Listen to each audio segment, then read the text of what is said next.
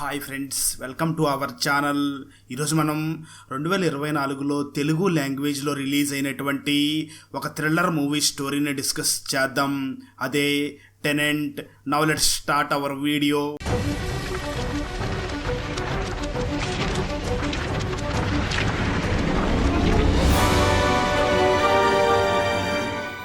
Open చేస్తే గౌతమ్ అనే వ్యక్తి ఆ రోజు రాత్రి బెంగళూరుకి వెళ్లి అటు నుంచి యుఎస్ కి వెళ్లబోతూ ఉంటాడు. గౌతమ్ కి అక్కడ యుఎస్ లో జాబ్ వచ్చి ఉంటుంది. అదే విషయాన్ని గౌతమ్ తన ఫ్రెండ్స్ కి కాల్ చేసి నేను బెంగళూరుకి వస్తున్నాను అని చెప్తాడు. ఆ రోజు రాత్రి గౌతమ్ ఒక సూట్ కేస్ ని తీసుకుని కారులో పెట్టుకుని ఒక నిర్మానుష్యమైన ప్లేస్ కి వచ్చి ఆ కార్ ని ఆపి డిక్కీలో నుంచి ఆ సూట్ కేస్ ని ఒక పెట్రోల్ క్యాన్ ని తీసుకుని సూట్ కేస్ మీద పెట్రోల్ పోసి అంటిస్తాడు. ఆ సూట్ కేస్ మొత్తం కాలి బూడిదయ్యే వరకు గౌతమ్ అక్కడే ఉంటాడు. ఆ సూట్ కేసు మొత్తం కాలి బూడిదవ్వడానికి తెల్లవారవుతుంది. అప్పటి వరకు గౌతమ్ అక్కడే ఉండి ఆ కాలి బూడిదైపోయిన దాన్ని చూసి చాలా బాధపడుతూ ఉంటాడు. అదే టైంలో అక్కడికి పోలీసులు వచ్చి గౌతమ్ ని అరెస్ట్ చేస్తారు. మరోవైపు పోలీస్ స్టేషన్ లో ఇద్దరు సెక్యూరిటీ గార్డ్స్ ఉంటారు. ఆ సెక్యూరిటీ గార్డ్స్ నిన్న రాత్రి అక్కడ ఏం జరిగిందో అని ఒక లేడీ పోలీస్ ఆఫీసర్ కి చెప్తూ ఉంటారు. నిన్న రాత్రి ఈ సెక్యూరిటీ గార్డ్స్ తమ డ్యూటీని చేస్తూ ఉన్నప్పుడు ఏదో కింద పడినట్లుగా అనిపించి శబ్దం వస్తుంది. దాంతో అక్కడికి వెళ్లి చూడగా ఒక వ్యక్తి తన అపార్ట్మెంట్ నుంచి కింద పడి చనిపోయి ఉంటాడు. ఇదంతా ఆ సెక్యూరిటీ గార్డ్స్ చూసి పోలీసులకి కాల్ చేసి ఉంటారు. అదంతా విన్న తర్వాత ఆ లేడీ పోలీస్ ఆఫీసర్ అక్కడి నుంచి గౌతమ్ దగ్గరికి వచ్చి తాను చేసిన తప్పు గురించి మిగతా పోలీసులందరికీ కూడా ఆ లేడీ పోలీస్ ఆఫీసర్ చెప్తూ ఉంటుంది. ఆ లేడీ పోలీస్ ఆఫీసర్ గౌతమ్ ను చూసి ముందుగా నువ్వు నీ వైఫ్ ని చంపేశావు, ఆ తర్వాత నా వైఫ్ కనిపించట్లేదు అని పోలీస్ స్టేషన్ కి వచ్చి మిస్సింగ్ కంప్లైంట్ ఇచ్చావు. ఆ కంప్లైంట్ లో నువ్వు బెంగళూరులో ఉన్నావు అని చెప్పావు. నీ భార్యను చంపిన తర్వాత తన శవాన్ని ఒక సూట్ కేసులో బంధించి ఆ సూట్ కేసు ని ఒక నిర్మానుష్యమైన ప్రదేశానికి తీసుకుని వెళ్లి కారుని ఆపి ఆ సూట్ కేసు ని కాల్ చేశావు. కానీ నువ్వు పట్టుబడిపోయావు. సో ప్లీజ్ గౌతమ్, నీ వైఫ్ ని ఎందుకు చంపావో చెప్పు అని అడుగుతుంది. ఆ మాటలు విన్న గౌతమ్ కొంచెం సేపు సైలెంట్ గా ఉండి తర్వాత ఏడుస్తూ ఆ పోలీస్ ఆఫీసర్ ని చూసి అసలు ఏం జరిగిందో చెప్పడం మొదలు పెడతాడు. స్టడీస్ కంప్లీట్ అయ్యాక గౌతమ్ కి ఒక మంచి జాబ్ వస్తుంది. అలా 6 సంవత్సరాలు గడిచిపోతాయి. అప్పుడు గౌతమ్ అమ్మ గౌతమ్ ని పెళ్లి చేసుకోమని ప్రెజర్ చేస్తూ ఉంటుంది. గౌతమ్ పెళ్లి తన కజిన్ సంధ్యతో అవుతుంది అని అనుకుంటాడు. ఆ తర్వాత తన అమ్మ మాట వినకుండా సంధ్యాని పెళ్లి చేసుకుంటాడు.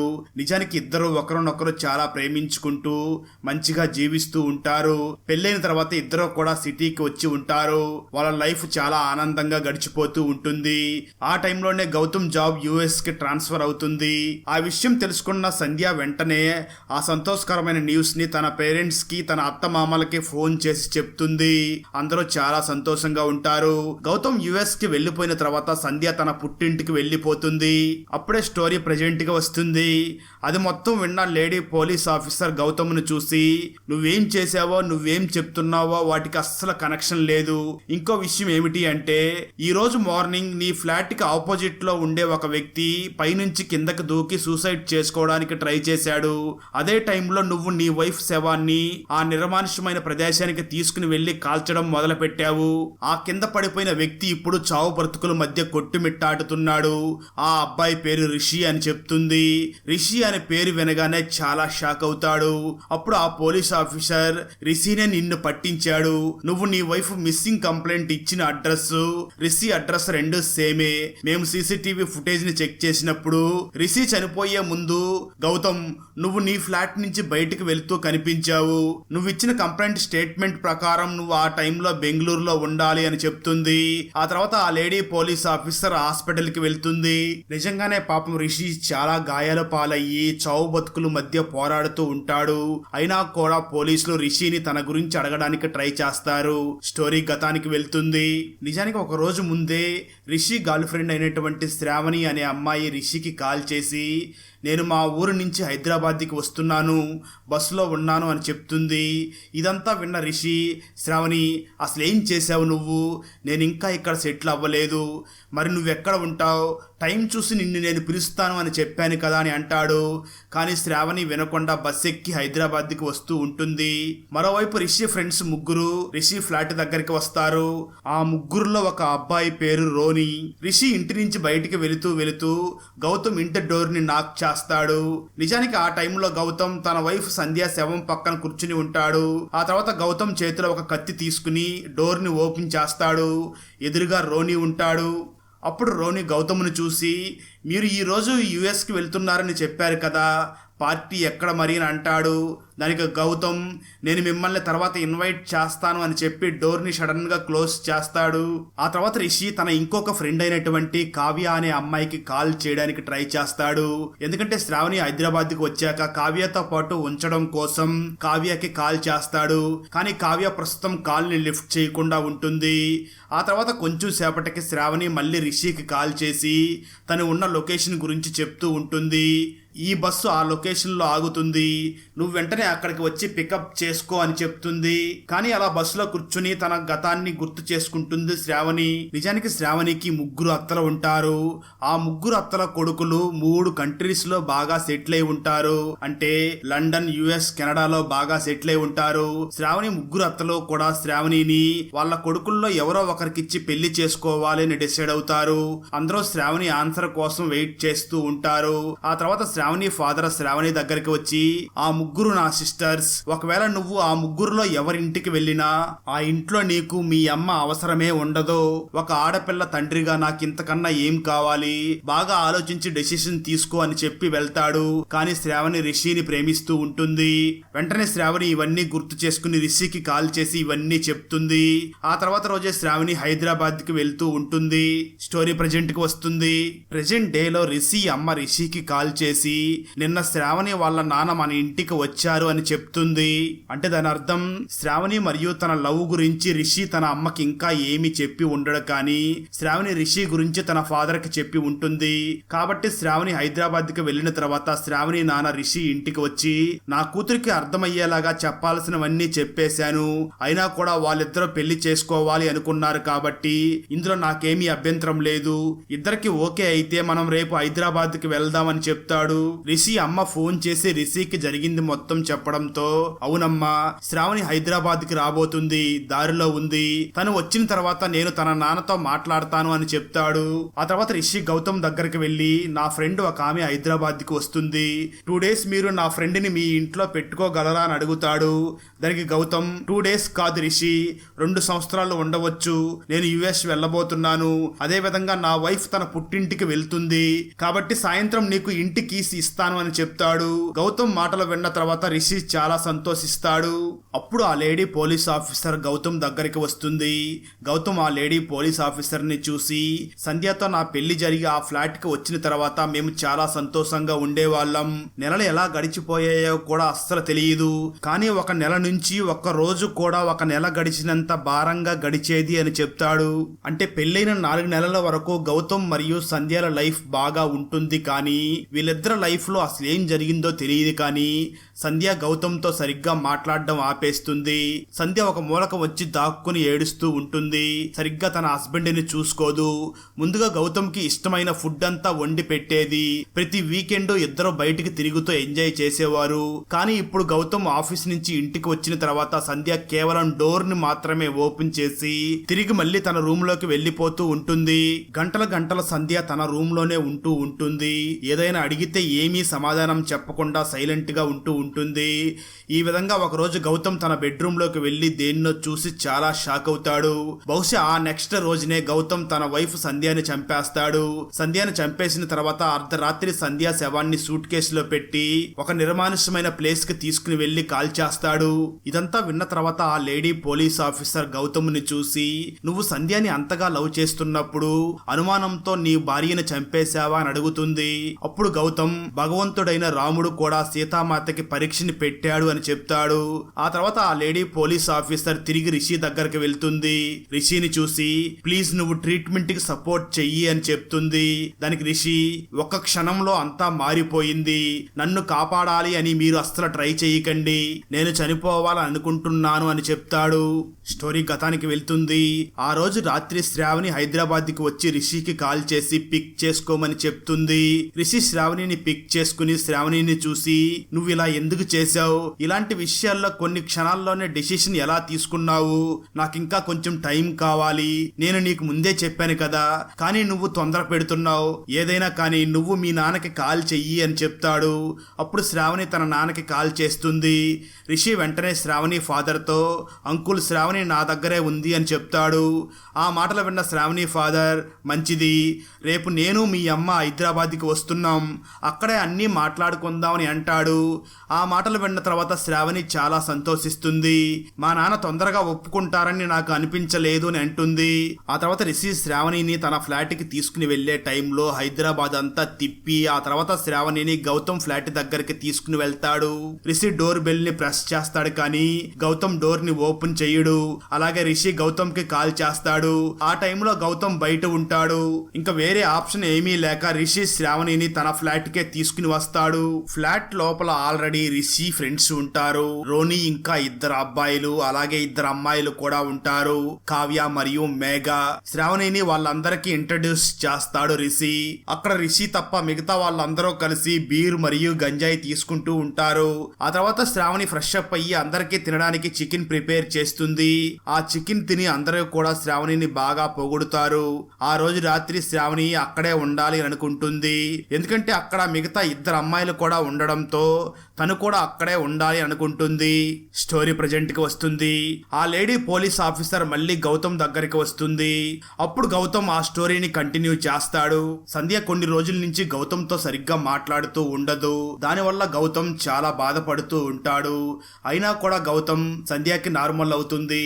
తనకి కొంత సమయం ఇద్దామని అనుకుంటూ ఉంటాడు.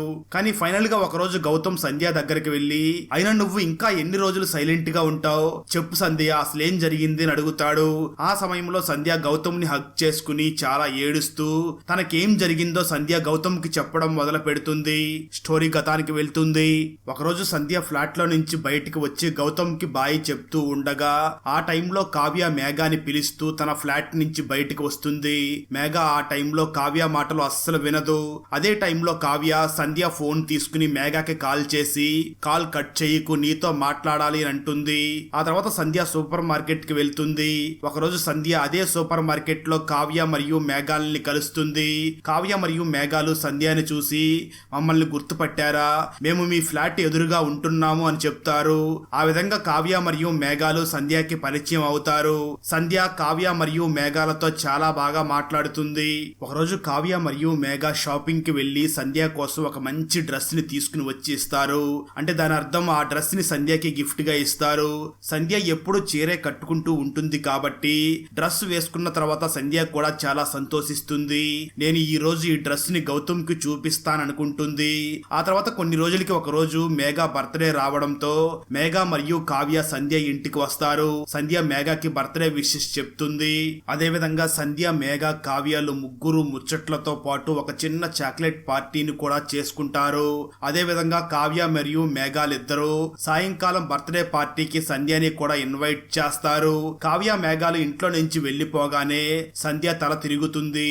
అంటే సంధ్యకి కొంచెం మత్తుగా ఉంటుంది. ఆ తర్వాత సీన్ కొంచెం ఫ్లాష్ బ్యాక్ కి వెళ్తుంది. గౌతమ్ మరియు సంధ్యకి కొత్తగా పెళ్ళయ్యి తమ ఫ్లాట్ కి వచ్చినప్పుడు కావ్య సంధ్యని చూసి వెంటనే మేఘాతో, మన ఫ్లాట్ ఎదురుగా ఉన్న ఫ్లాట్ లో ఒక క్యూట్ కపుల్ వచ్చారు, ఆ అమ్మాయి నిజంగానే చాలా అందంగా ఉంది, నిజంగా తన భర్త చాలా లక్కీ, తన కళ్ళతోనే భర్తకు బాయి చెప్పినప్పుడు నాకే ఆమె దగ్గరికి వెళ్లి ఆమెను ముద్దు పెట్టుకోవాలనిపించింది అని చెప్తుంది.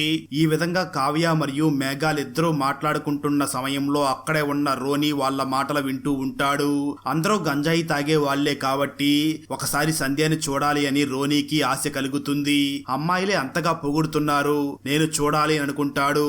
ఒకరోజు రోని అవకాశాన్ని యూస్ చేసుకుని సంధ్యని చూస్తాడు. నిజంగానే సంధ్య చాలా అందంగా ఉంటుంది. రోని ఆ తర్వాత రోజు నుంచే సంధ్యని ఫాలో చేయడం మొదలు పెడతాడు. సంధ్య మరియు గౌతములు ఎక్కడికి వెళ్తారో, ఏం చేస్తారో, గౌతమ్ ఆఫీస్ కి ఎప్పుడు వెళ్తాడో, ఏ టైంలో సంధ్య ఫ్రీగా ఉంటుందో అన్ని తెలుసుకుంటాడు.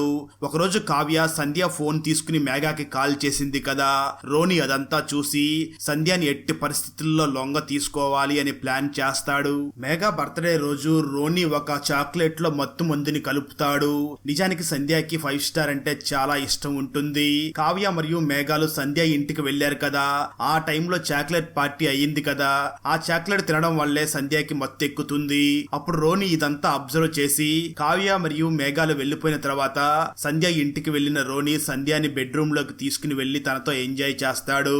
అలాగే రోని వెళ్లే టైంలో సంధ్యాని చూసి నీ క్యాలెండర్ లో నుంచి ఈ రోజుని తీసేయి, ఒకవేళ నువ్వు నీ భర్తతో ఇంతకు ముందులాగా సంతోషంగా గడపాలి అనుకుంటే సైలెంట్ గా ఉండు అని చెప్తాడు.